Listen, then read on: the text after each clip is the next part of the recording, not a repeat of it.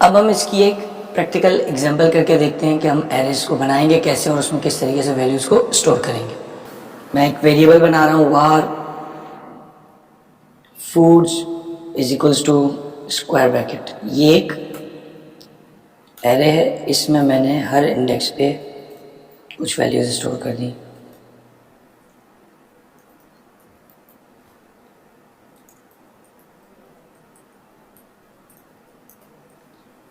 Sandwich, pizza, burger and sandwich, ये 3 values मैंने store कर दी हैं। अब एरे बनाने का एक और भी तरीक़ेकार है, जैसे कि हमने जिक्र किया var foods इक्वल्स टू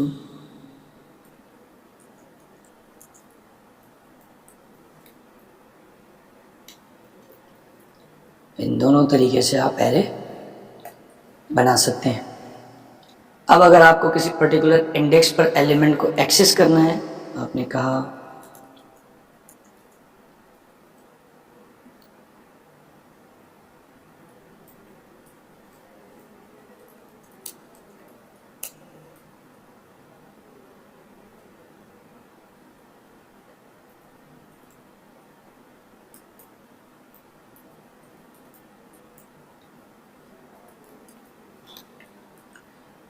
इसके साथ साथ आप ज़रूरी नहीं है कि आप इसको वेरिएबल में कहीं असाइन करें। आप अगर अलर्ट या कंसोल यूज़ कर रहे हैं, अलर्ट और कंसोल में बार बार अल्टरनेटिवली यूज़ कर रहा हूँ इसलिए कि आपको पता हो कि अगर आपने यूआई पे वैल्यूज़ दिखानी है तो अलर्ट के थ्रू दिखा लेंगे, डॉक्यूमेंट और राइट के थ्रू दिखा लेंगे, और अगर आपने कंसोल टूल में दिखाना है डिबगिंग के लिए तो आप कंसोल डॉट लॉग यूज़ कर सकते हैं।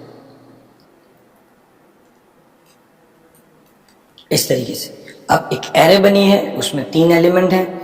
बेनिफिट ये है कि बजाय इसके कि मैं 3 वेरिएबल बनाता, पिज़्ज़ा, बर्गर और सैंडविच, तीनों के लिए मैं एक अलग अलग वेरिएबल बनाता, मैंने एक ही वेरिएबल फूड्स के नाम से बनाया है और उसमें इन तीनों को स्टोर किया है। अब जब मैं एक्सेस करना चाह रहा हूँ तो मैंने फूड 0 फूड 1 लिखकर एक्सेस कर लिया।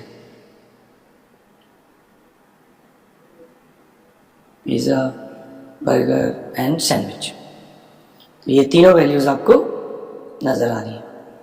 तो आप किसी भी एलिमेंट को एक्सेस करने के लिए उसका इंडेक्सेस लेंगे और उसको एक्सेस कर सकते हैं। इसके अलावा अगर आप एरे बनाना चाह रहे हैं किसी डिफरेंट डेटा टाइप की,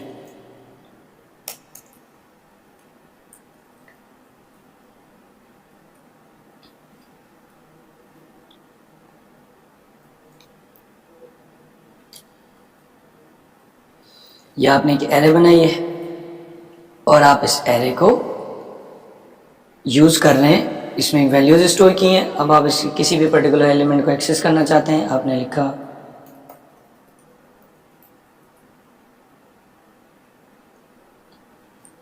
ARR1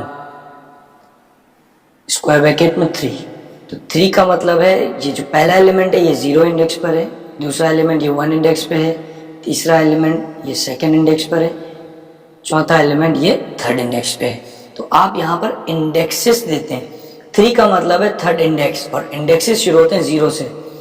0 दूंगा तो 23 रिटर्न होगा, 1 दूंगा तो 45 रिटर्न होगा, 2 दूंगा तो 56 और 3 दूंगा तो 78, 4 दूंगा तो 12, 5 प्रोवाइड करूंगा तो 45। इस वक्त मैंने दिया है 3 तो हमें मिलेगा 78।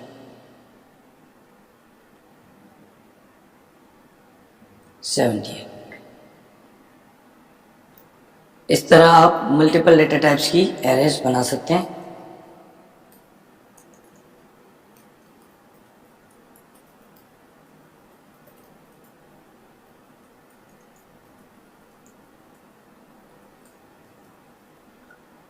आप मिक्स एरे भी बना सकते हैं।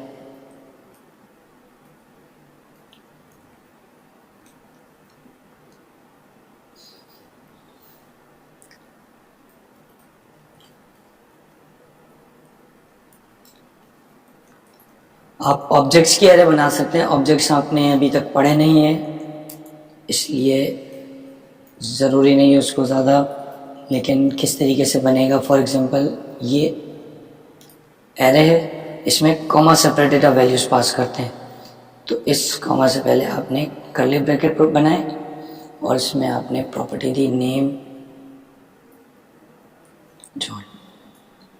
ये एक ऑब्जेक्ट है, फिर आपने कॉमा प्रोवाइड किया और एक और ऑब्जेक्ट,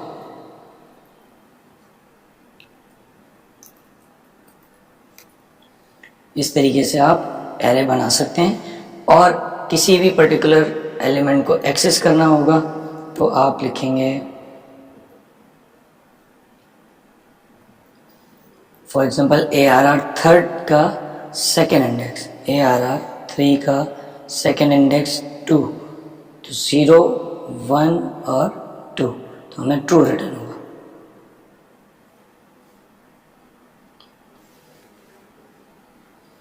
इस तरीके से आप एरेज को बना सकते हैं। एरे में मल्टीपल वैल्यूज स्टोर करेंगे। अब हमें बेनिफिट ये है, जैसे कि हमने टेम्परेचर की एग्जांपल ली थी, कि हम 100 टेम्परेचर हो, 200 हो या 2000 टेम्परेचर हो, एक एरे होगी और उसमें इंडेक्स बेस्ड आपके पास सारी इन्फॉर्मेशन पड़ी होगी। ऑर्डर्ड कलेक्शन है, सारा डेटा आपके पास सीक्वेंस में एक ही जगह पे पड़ा होगा। इसको मैनिपुलेट करना, मैनेज करना, सॉर्ट करना, अरेंज करना बहुत ज़्यादा आसान है।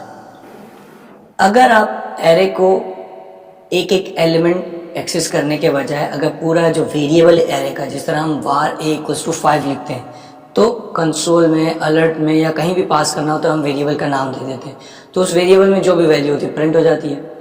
तो एरे का भी वेरिएबल है फूड्स। अब इसके हर इंडेक्स पे वैल्यू पड़ी है, जैसा कि हमने देखा इंडेक्स देंगे तो उस इंडेक्स से वैल्यू मिल जाएगी। अगर हम वो वेरिएबल पूरा प्रिंट कर दें तो क्या होगा?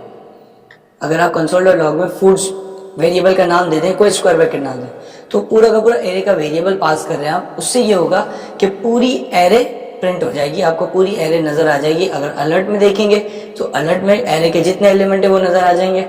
कंसोल में देंगे तो कंसोल में भी अलर्ट के जितने भी वैल्यूज होंगे आपको नजर आ जाएंगी। यानी कि आप इस एरे के वेरिएबल को आगे पास ऑन कर सकते हैं, किसी दूसरे वेरिएबल को असाइन कर सकते हैं ताकि उसमें मैनिपुलेशन की जा सके। इसके अलावा अगर आप एरे के किसी ऐसे इंडेक्स को एक्सेस करते हैं जो कि एग्जिस्ट ही नहीं करता, फॉर एग्जांपल आपकी एरे में 3 एलिमेंट और आप एक इंडेक्स एक्सेस कर रहे हैं 4, 5 या 6, तो क्या होगा? एरे में अगर आप किसी ऐसे इंडेक्स को एक्सेस करते हैं जो कि मौजूद ना हो, तो वो अनडिफाइंड रिटर्न करता है, एरर नहीं देगा आपको, क्योंकि वो इंडेक्स मौजूद नहीं है, उस पर कोई वैल्यू मौजूद नहीं है। तो आप उसमें अगर उसमें वैल्यू चेक करने की कोशिश करेंगे तो आपको अनडिफाइंड रिटर्न करेगा। इसकी एक एग्जांपल देख लेते हैं। पहले एक वेरिएबल बनाते हैं, var foods इक्वल्स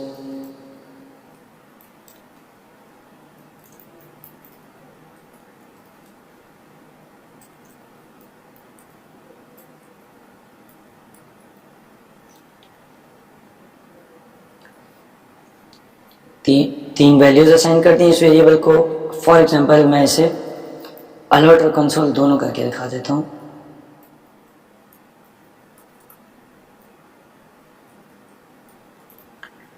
अब हम पूरा का पूरा वेरिएबल प्रिंट कर रहे हैं, ना कि सिर्फ पर्टिकुलर इंडेक्स।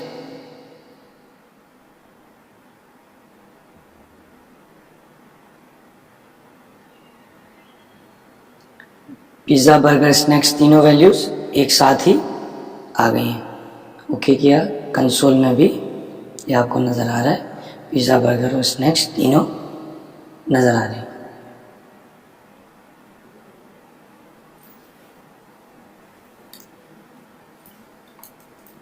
अब मैंने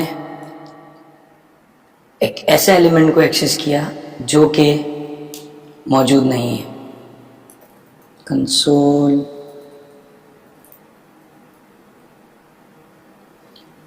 इस वक्त हमारे पास 0, 1 और सेकेंड इंडेक्स मौजूद है। अगर मैं 1 प्रिंट कराऊंगा तो वैल्यू मिल जाएगी, सेकेंड कराऊंगा तो भी मिल जाएगी। अगर मैं थर्ड करूंगा, फोर्थ करूंगा या 150 करूंगा तो क्या होगा?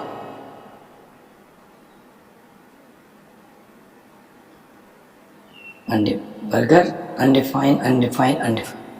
अब कोई भी वैल्यू ऐसी एक्सेस करें जिसका इंडेक्स मौजूद नहीं है तो अनडिफाइंड रिटर्न होगा।